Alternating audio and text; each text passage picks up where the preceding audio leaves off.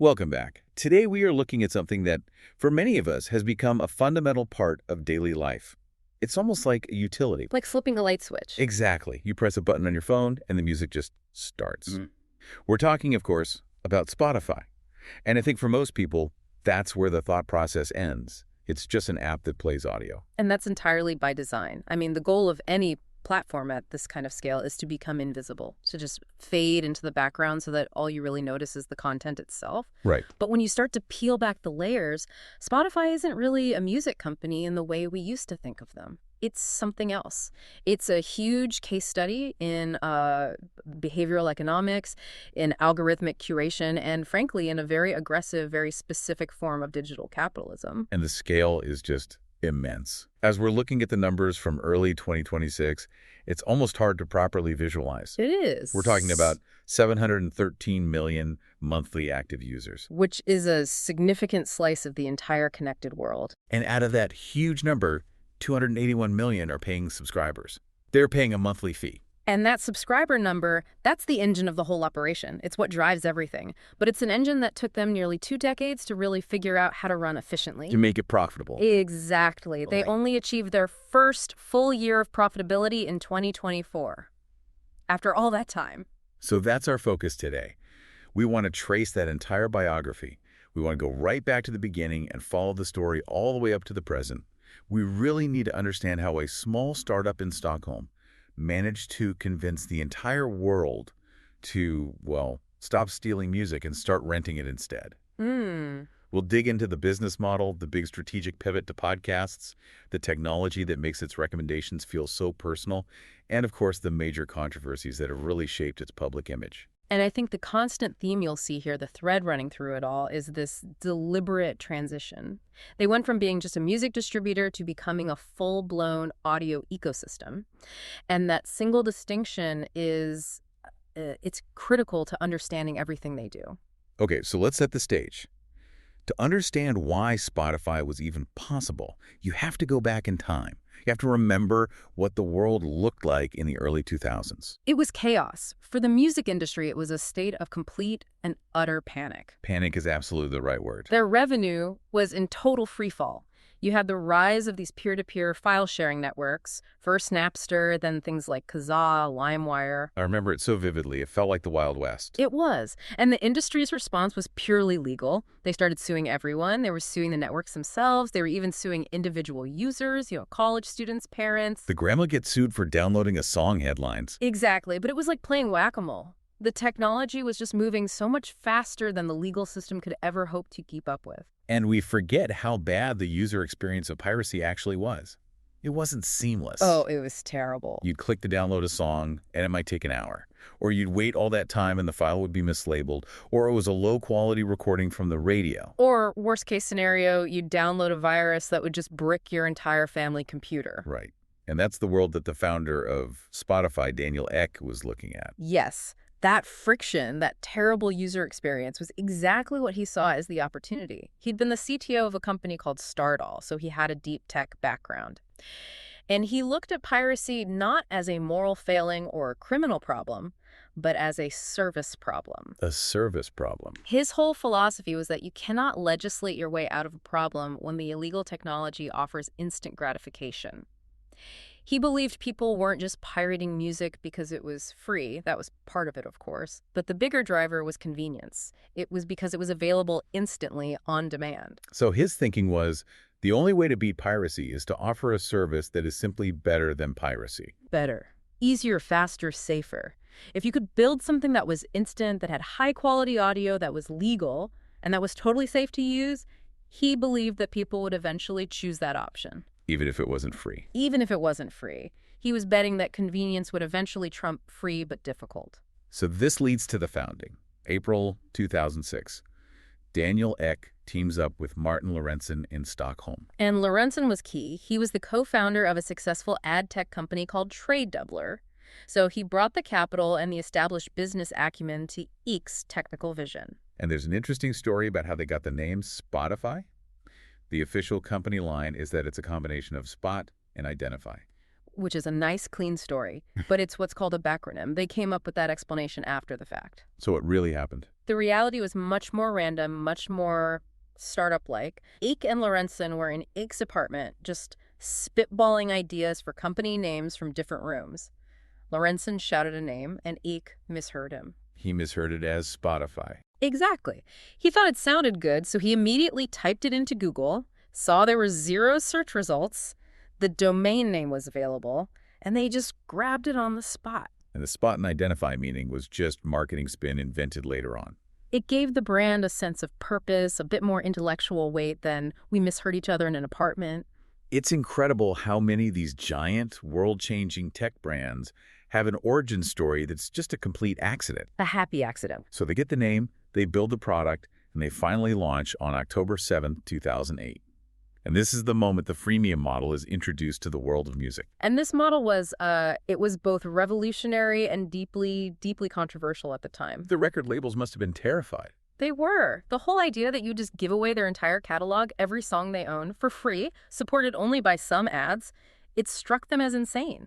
They were convinced it would permanently devalue music in the minds of consumers, that nobody would ever pay for an album again. And that fear, that's the reason for the long delay in getting to the American market, right? It's the whole story. They launched in several European countries in 2008, but they couldn't get into the United States until July of 2011. That's a 3-year gap. That's an eternity in the tech world. It was, but the negotiations were just brutal. The major U.S. labels, at the time, Universal, Sony, Warner, they held all the cards. They owned the content. Without their catalogs, Spotify was worthless in the U.S. market, so they could dictate terms. And what were those terms? When Spotify finally did launch in the U.S., the labels forced them to put some really severe restrictions on the free tier.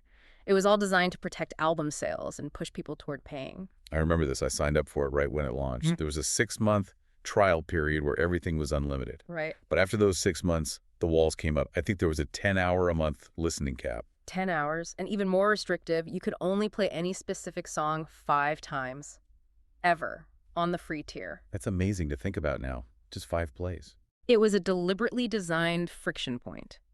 The goal was to make the free experience good enough to show you the magic of the service, to get you hooked, but annoying enough that you'd eventually just give in and pay the $10 a month to make the limits go away. And eventually they did remove those caps. They did. As streaming became the default way people listened to music and the labels saw the revenue starting to come in, they relaxed those rules. But that core tension, that push and pull between the free and the premium experience, that has been at the heart of Spotify's business model from day one. So let's talk about that business model in more detail, because this is where a lot of the confusion and a lot of the anger from artists really comes from. It is. There's this very common belief, I think, that if I listen to a song, Spotify takes a little piece of my $10 subscription and gives it directly to that artist. That is the most common misconception, and it's just not how the system works at all.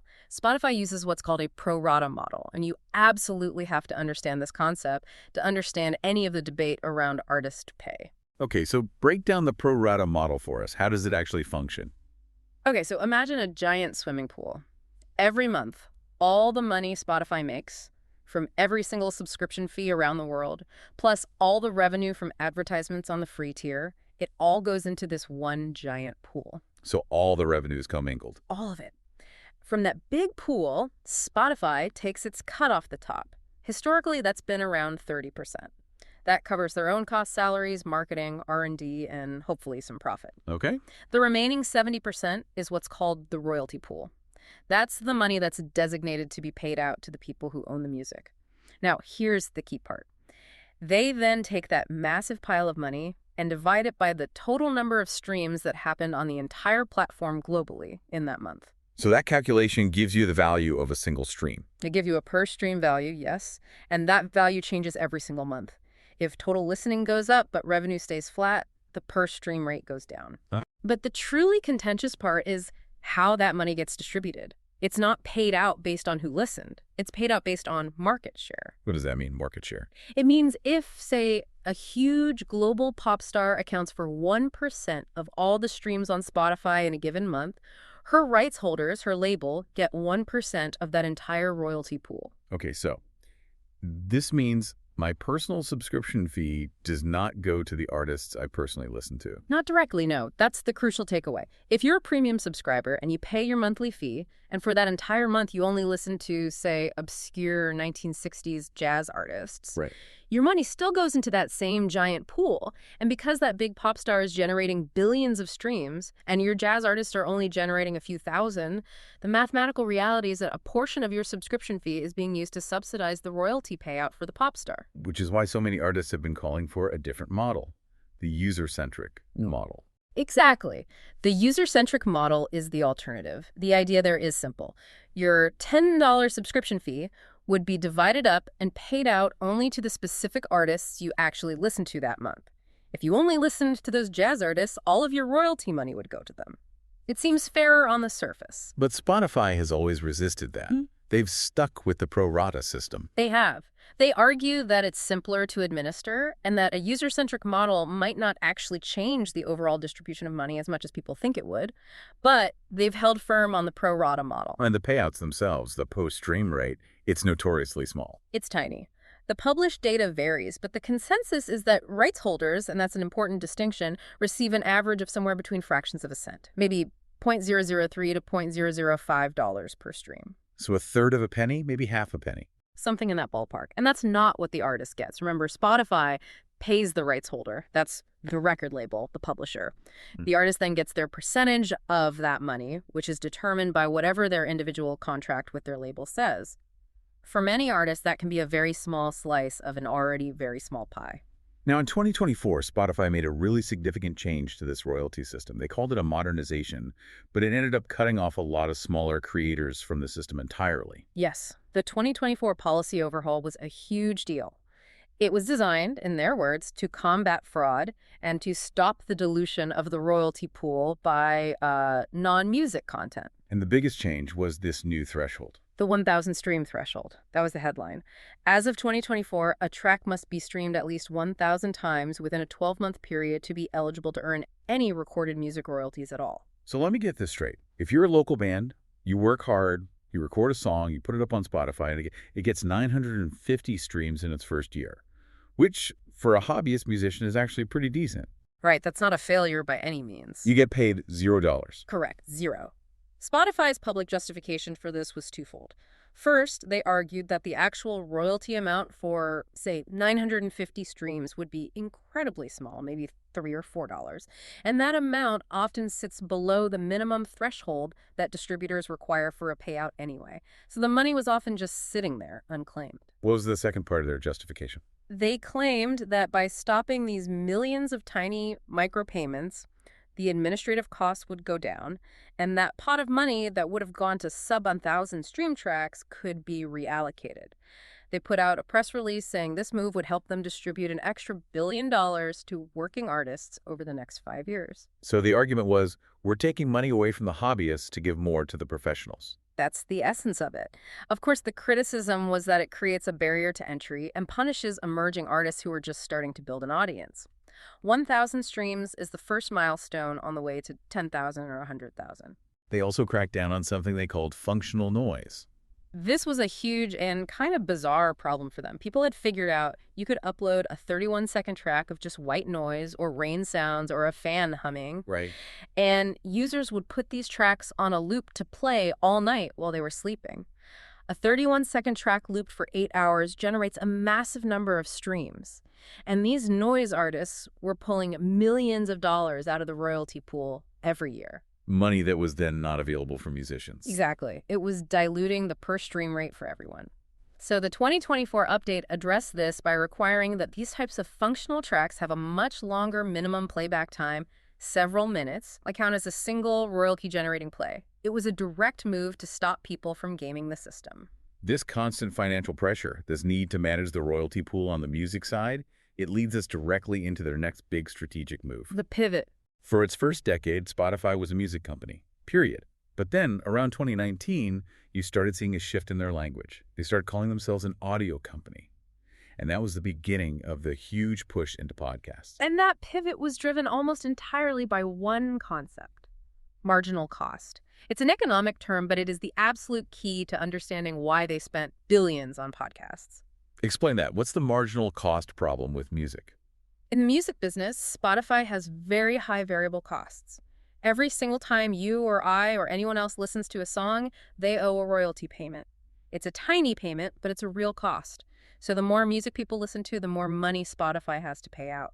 Their costs scale almost perfectly in lockstep with their usage. Which makes it really hard to increase your profit margins. Extremely hard, but podcasts are completely different. Oh. If Spotify goes out and acquires a podcast production company, or they sign a big star to an exclusive contract, that is typically a fixed cost. They pay a huge amount of money for the production or the license up front, but once they own it, it's theirs. It doesn't matter if 10 people listen to that podcast or if 10 million people listen to it. Their cost is largely the same. The marginal cost of an additional listener is basically zero.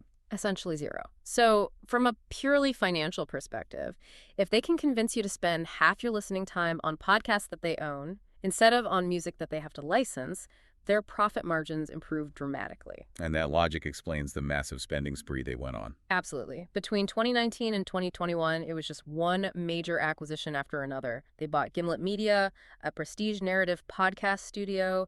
They bought Anchor FM, a platform that makes it easy for anyone to create a podcast. They bought Parcast, which specialized in true crime, and The Ringer, Bill Simmons' sports and pop culture network. And then, of course, the big one, the move that signaled their intentions to the whole world, the Joe Rogan deal. May 2020. That was a bombshell. It was. The deal was valued at roughly $100 million at the time for exclusivity. It was a massive statement. It said they were willing to pay broadcast television-level money to own the biggest audiences in audio. They weren't just a platform anymore. They were a media network. And they didn't stop with podcasts. The next frontier was audiobooks. Right. They acquired a major audiobook distributor called Findaway in 2021.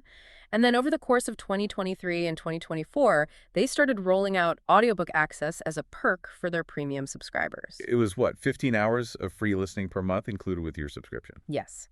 But this created a whole new and very contentious conflict with the music industry. It all came down to the legal definition of a bundle.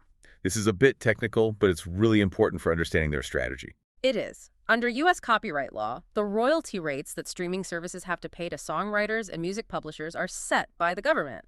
And the law says that a bundled service, one that offers music alongside other forms of media, is allowed to pay a lower royalty rate than a standalone music-only service. So by adding 15 hours of audiobooks to my premium music subscription, they could legally reclassify their entire premium plan as a bundle. And because it was now a bundle, they could legally pay the people who write the songs less money. That was precisely the outcome. The National Music Publishers Association was furious.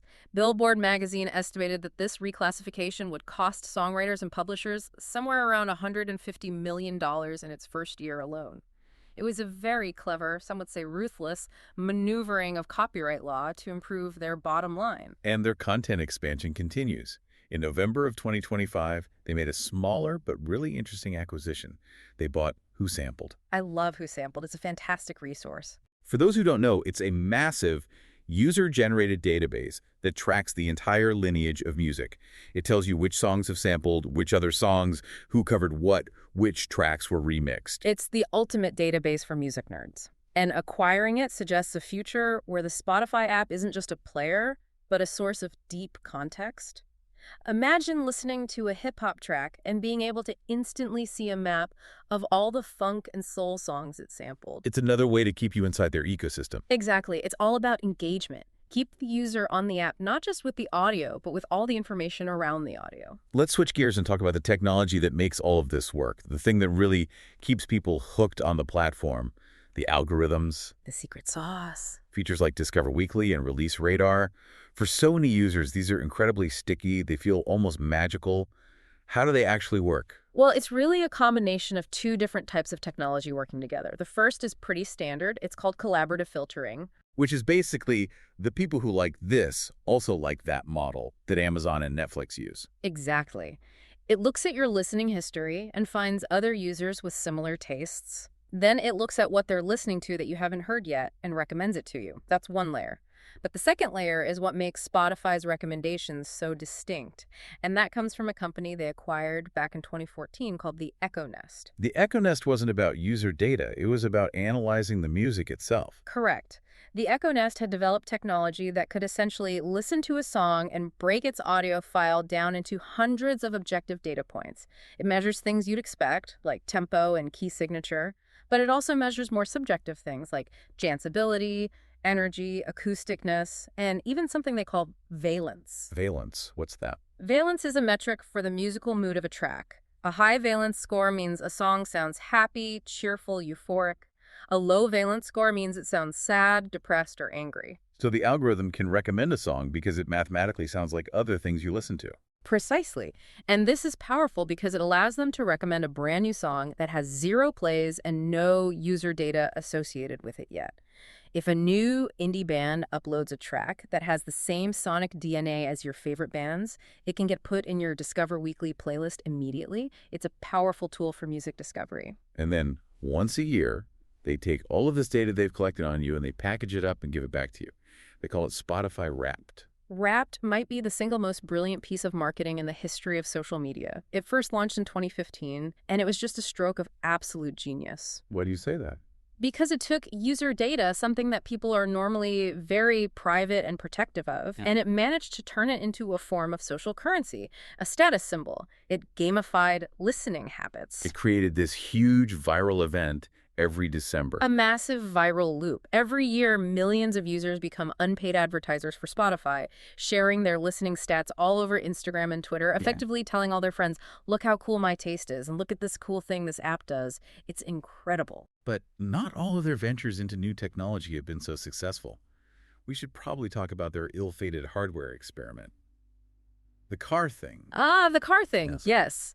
It was a small dashboard-mounted touchscreen device that was essentially just a remote control for the Spotify app on your phone. The idea was for people with older cars that didn't have Apple CarPlay or Android Auto. That was the target market. It was announced in 2019, had a limited release in 2021. But the fundamental problem was that it was trying to solve an issue that, for most people, didn't really exist. You could already connect your phone to your car stereo with Bluetooth or an O cable. The device felt redundant. And the end of its life was particularly brutal for the people who actually bought it. It was. They officially discontinued it in July of 2022. But then in May of 2024, they made another announcement. They said that as of December 2024, all existing car thing units would be permanently bricked. Meaning they would just stop working entirely. They would become paperweights. And that caused a significant consumer backlash. It was a stark reminder of the dangers of buying hardware that is completely dependent on a single company's cloud service to function. When they decide to shut it down, your property just becomes e-waste. Let's move to some of the more recent tech developments. In 2025 and 2026, the integration with AI has really started to pick up speed. It has. In October of 2025, they announced a major partnership with OpenAI. To integrate ChatGPT-like technology directly into the app. Yes. The idea is to move beyond simple search terms and into conversational AI. So instead of typing in the name of a playlist, you could just tell the app, play me some upbeat indie rock for a road trip, or I'm having a dinner party and I want it to feel like Paris in the 1920s. The AI is designed to interpret that intent and build a cue for you on the fly. And then, for the audiophiles out there, a long-awaited feature finally arrived in September 2025. Lossless audio. Finally. This was a very, very long time coming. It was. They had originally announced Spotify Hi-Fi way back in early 2021, but then it just vanished. It sat in limbo for over 4 years while competitors like Apple Music and Amazon Music went ahead and rolled out their own high-fidelity audio tiers, often at no extra cost. So Spotify was really lagging behind on that front. They were. The rollout of lossless audio in late 2025 was really just them finally catching up and reaching technical parity with the rest of the market. It was a necessary move to keep their premium subscribers happy. They also, in that same month, brought back integration with DJ software. Apps like Serato and Rekordbox can now access the Spotify library again, but there was a catch. A very big catch. The record labels insisted that the stem separation features in that software had to be disabled when using Spotify tracks. And stem separation, that's the tech that lets a DJ isolate specific parts of a song, like just the vocals or just the drum beat. Yeah. Exactly. It's a powerful tool for creative remixing in real time.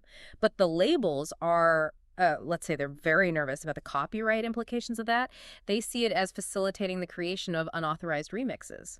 So, to get the licensing deal done, Spotify had to agree to have that specific feature turned off. All right, we've talked about the business, the content, the technology. Now we have to turn to the controversies. And there have been quite a few over the years. There have. One of the longest-running battles has been their feud with Apple. That's a classic tech giant showdown. It's all about the 30% commission that Apple charges for any purchase made through its App Store. The so-called Apple tax. Right. For years, Spotify has argued that this is a monopolistic, anti-competitive practice. Their argument is, we have to pay this 30% fee, but Apple's own competing service, Apple Music, obviously doesn't have to pay that fee to itself. They claim it gives Apple an unfair advantage. And this wasn't just complaining. They took real action. Oh, yeah. They filed formal antitrust complaints against Apple with the European Commission, and they were a founding member, along with Epic Games of Fortnite fame, of a group called the Coalition for App Fairness, which was created specifically to lobby against Apple's App Store policies. Then there's the whole issue of fake artists. This was a theory that floated around for years, but it was eventually proven to be true. Yes, the fake artist story started bubbling up around 2016.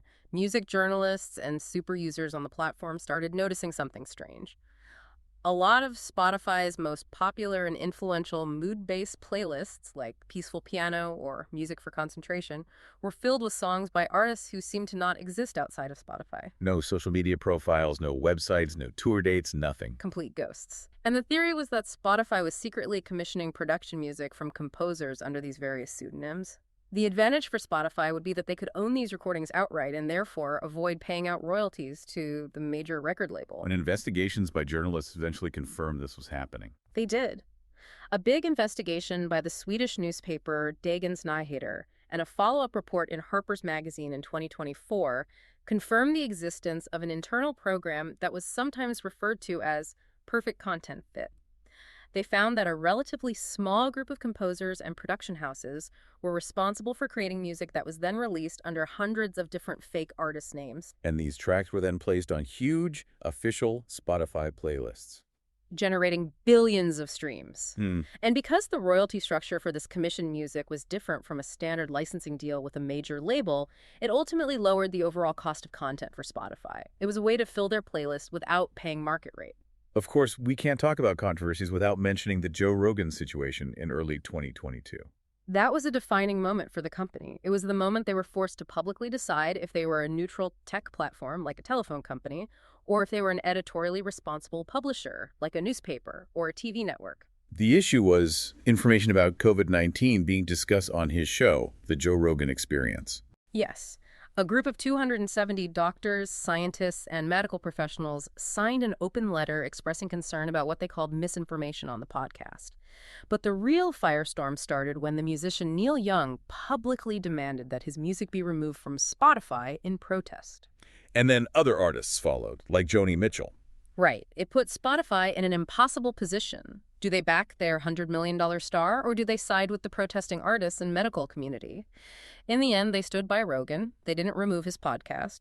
But as a compromise, they did agree to add content advisory labels to any podcast episode that discussed COVID-19. More recently, in 2025, the controversies have shifted to become more overtly political. There was the issue of a corporate donation to the Trump inauguration. That's right. In early 2025, it was reported that Spotify had donated $150,000 to the presidential inauguration events, and they also hosted a related brunch for politicians and lobbyists. For a company whose employee base and core user demographic often skews younger and more progressive, this was a very polarizing decision. It was seen as standard corporate access seeking in Washington, D.C. It was. But it created a lot of internal friction, as well as backlash from some artists on the platform. And around that same time, CEO Daniel Ek's personal investments also came under fire. This was a big one. In July of 2025, it was announced that Daniel Ek was personally investing $600 million into a company called Helsing. And what does Helsing do? Helsing is an AI defense and military technology company. They develop artificial intelligence software for military applications, including for use in fighter jets and strike drones.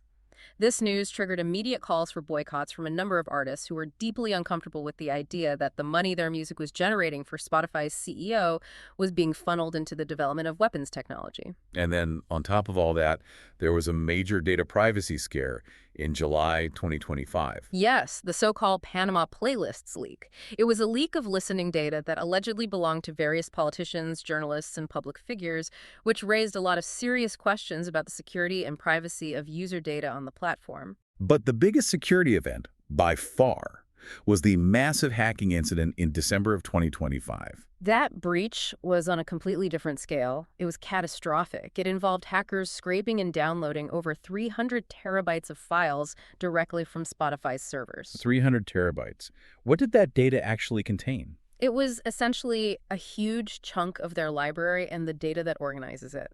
The hackers claim to have copied 86 million unique song files and 256 million rows of internal metadata.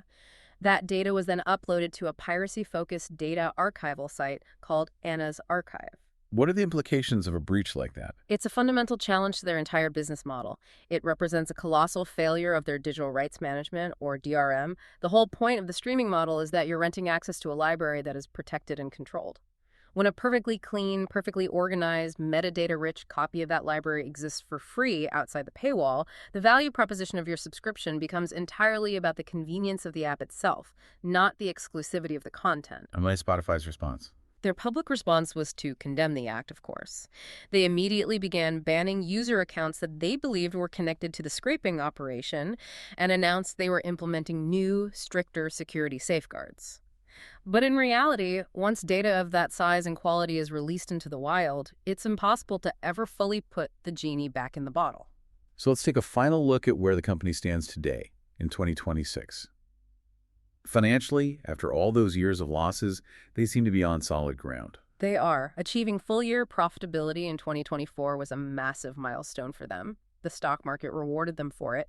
They've also become much more disciplined. They've done several rounds of layoffs, streamlined their workforce down to about 300 employees, and they've cut a lot of the more speculative, money-losing projects to focus on the core business of subscriptions and advertising. But their relationship with labor remains a challenge.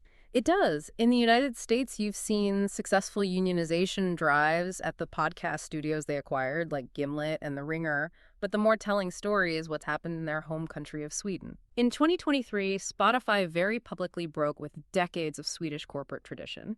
They refused to sign a national collective bargaining agreement with Swedish unions and pulled out of joint negotiations. It was a huge statement that signaled a cultural shift. They were moving away from the consensus-based Swedish model of labor relations and adopting a more aggressive American-style Silicon Valley corporate culture. And what about their global reach? They seem to be almost everywhere. Almost. They're available in 184 markets, which is near total global domination. The one major exception, of course, is mainland China. That market is completely controlled by Tencent Music. But there's a strange financial relationship there. A very interesting one. Spotify and Tencent actually own minority equity stakes in each other. It was a deal they struck years ago to avoid a costly battle for global dominance.